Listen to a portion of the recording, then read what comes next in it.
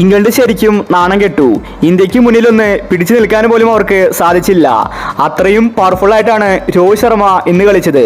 രോഹിത്തിന്റെ ചൂട് England bowlers ശരിക്കും അറിഞ്ഞു. ഇന്നത്തെ മാച്ച് തോറ്റപ്പോൾ ഇംഗ്ലണ്ടിന്റെ പരമ്പര കൈവിട്ടു പോയിരിക്കുകയാണ്.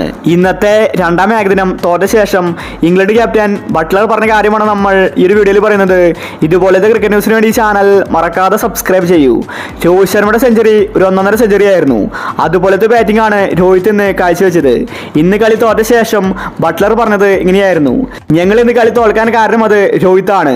അദ്ദേഹം ഇങ്ങനെ അടിച്ചു കളിക്കുമെന്ന് ഞാൻ കരുതിയില്ല. രോഹിത്തിനെ പൂട്ടാൻ പല തന്ത്രങ്ങളും ഞങ്ങൾ ഇന്ന് പ്രയോഗിച്ചു, പക്ഷേ അതൊന്നും തന്നെ വർക്കായില്ല. രോഹിത് ശർമ്മയുടെ വിക്കറ്റ് നേടിയെങ്കിൽ ഉറപ്പായിട്ടും ഇന്നത്തെ മാച്ച് ഞങ്ങൾക്ക് ജയിക്കാമായിരുന്നു. ഒരുപാട് മിസ്റ്റേക്കുകൾ ഇന്ന് ഞങ്ങൾക്ക് വന്നിട്ടുണ്ട്. ഞങ്ങൾ കളിക്കുന്നത് ഇന്ത്യൻ ടീമിനെതിരെയാണ്. ഇന്ത്യ മികച്ച ടീമാണ്. അവർക്കെതിരെ ജയിക്കണമെങ്കിൽ മികച്ച കളി കാഴ്ചവെക്കണം. ഞങ്ങളുടെ ഭാഗത്ത് തന്നെയാണ് ഇന്ന് തെറ്റ് സംഭവിച്ചിരിക്കുന്നത്. ബാറ്റിംഗിൽ ഞങ്ങൾ മികച്ച രീതിയിൽ കളിച്ചിട്ടുണ്ട്, പക്ഷേ ബൗളിംഗ് ആണ് പണിയായത്.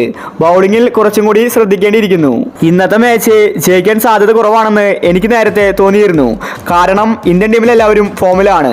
പ്രത്യേകിച്ച് ഇപ്പോൾ രോഹിത് ശർമ്മയും ഫോമിലെത്തിയപ്പോൾ ഇന്ത്യൻ ടീമിനെ പിടിച്ചു കെട്ടാൻ എളുപ്പമല്ല. എങ്കിലും ഞങ്ങൾ അടുത്ത മൂന്നാമത്തെ ഏകദിനത്തിൽ ശക്തമായിട്ട് തിരിച്ചു വരുമെന്ന് ബട്ട്ലർ വ്യക്തമാക്കി. ഇന്ത്യൻ ആരാധകർ ആവേശത്തിലാണ്. ഇന്ത്യ പരമ്പര നേടിയിരിക്കുകയാണ്. ഇംഗ്ലണ്ട് നാണം കെട്ട് തോറ്റു. അതുപോലത്തെ പ്രകടനമാണ് രോഹിത് ശർമ്മ ഇന്ന് കാഴ്ചവെച്ചത്.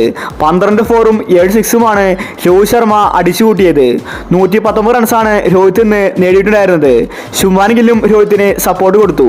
ഏകദിനത്തിലും ഇന്ത്യ ഇപ്പോൾ മികച്ച രീതിയിൽ കളിക്കുന്നുണ്ട്. T20 സീരീസ് ഇന്ത്യ നേരത്തെ തന്നെ നേടിയതാണ്.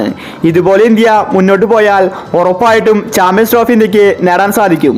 പക്ഷേ ഇപ്പോഴും ഇന്ത്യക്ക് ഒരു തലവേദനയുണ്ട്. അത് കോഹ്ലിയുടെ ഫോമാണ്. കോഹ്ലി ഫോമിലേക്ക് തിരിച്ചു വരുമെന്ന് തന്നെ നമുക്ക് കരുതാം. അപ്പോൾ ഇതുപോലത്തെ ക്രിക്കറ്റ് ന്യൂസിന് വേണ്ടി ചാനൽ മറക്കാതെ സബ്സ്ക്രൈബ് ചെയ്യൂ.